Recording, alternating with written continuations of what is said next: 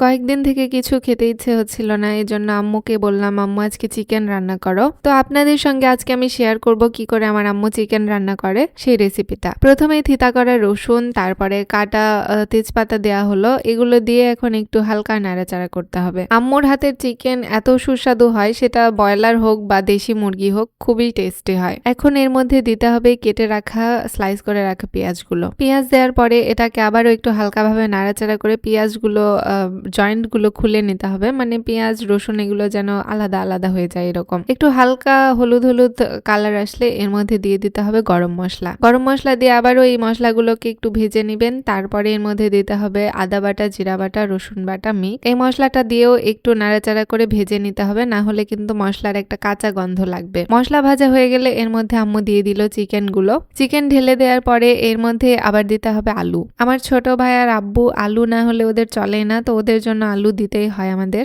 এখন আলুগুলো দিয়ে এগুলোকে নাড়াচাড়া করে মিক্স করতে হবে। আমি অনেক জায়গায় অনেকের হাতেই চিকেন খেয়েছি, কিন্তু আমার আম্মুর মতো টেস্টি চিকেন কারো হাতেরই খাইনি। তো এখন এর মধ্যে লবণ দিতে হবে পরিমাণ মতো, যতটুকু লাগবে। আপনারা কিন্তু অল্প অল্প করে দিবেন, লবণ বেশি হয়ে গেলে আবার খেতে পারবেন না। এরপরে মরিচ গুঁড়া আর হলুদ গুঁড়া দিয়ে দিতে হবে। গুঁড়া মশলাগুলো পরিমাণ মতো দিয়ে আমরা এবার কাটা মরিচ দিব, কারণ কাটা মরিচ মাংসে না দিলে মাংসটা থকথকে হয়, খেতে ভালো লাগে না একদম। আমরা 3টা শুকনা ঝাল দিচ্ছি। এগুলো কিন্তু বিন্দু মরিচ, মানে ভীষণ ঝাল মরিচ এগুলো। এই মরিচগুলোর ঝাল অত্যন্ত তীক্ষ্ণ এবং মানে বিষাক্ত মরিচ। তো এই মরিচগুলো আমি কেচি দিয়ে কেটে নিলাম। তারপরে এর মধ্যে চিকেনের মধ্যে দিয়ে দিলাম। চিকেনটাকে এখন আস্তে আস্তে কষাতে হবে। এখন কষানোটাই কাজ। চিকেন যখন ভাজবেন তখন খুব সুন্দর একটা স্মেল নাকে আসবে, আর এখান থেকে তেল ছেড়ে দিবে। তখন তেল ছেড়ে দিলে বুঝবেন চিকেন কষানো শেষ। হ্যাঁ, আমরা কিন্তু এর আগে কোনো পানি অ্যাড করিনি, একদম চিকেন থেকে যে পানি ছিল সেটা বের হয়েছে। তারপরে এখানে ঝোলের পানিটা দিতে হবে।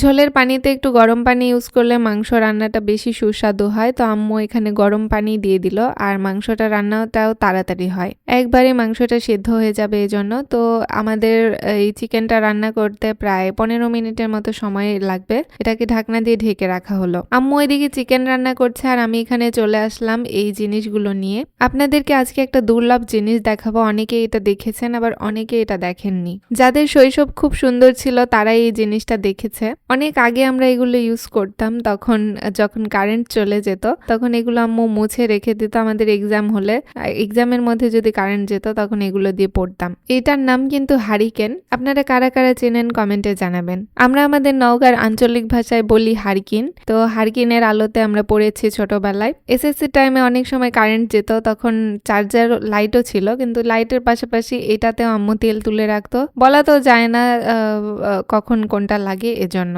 তো যাই হোক, ছোটবেলার স্মৃতিচারণ করার পর আমাদের দুপুরের এই যে রান্না হয়ে গেছে। চিকেনটা এত সুস্বাদু লাগছে দেখতে, খেতে তো এটা কতটা ভালো হবে সেটা বলে বোঝাতে পারবো না আপনাদেরকে। যারা যারা খেতে চান তারা তাড়াতাড়ি সাবস্ক্রাইব করে আমাদের সঙ্গে থাকুন এবং চলে আসুন খাওয়ার জন্য। এই চিকেন রান্নাটা একদম দুর্দান্ত হয়, আর এটাতে বেশি ঝোল রাখা যাবে না, একটু মাখা মাখা হয়, খেতেও দারুণ লাগে। আমাকে আর আমার ছোট ভাইকে 2টা রান দিয়ে দিল আম্মু, আর আম্মু রান খায় না। চিকেনটা খুবই সুস্বাদু হয়েছিল। এভাবে রান্না করে আপনারাও খাবেন। আজকের ব্লগটা এখানে শেষ করছি। আল্লাহ হাফেজ, দেখা হচ্ছে নেক্সট ব্লগে।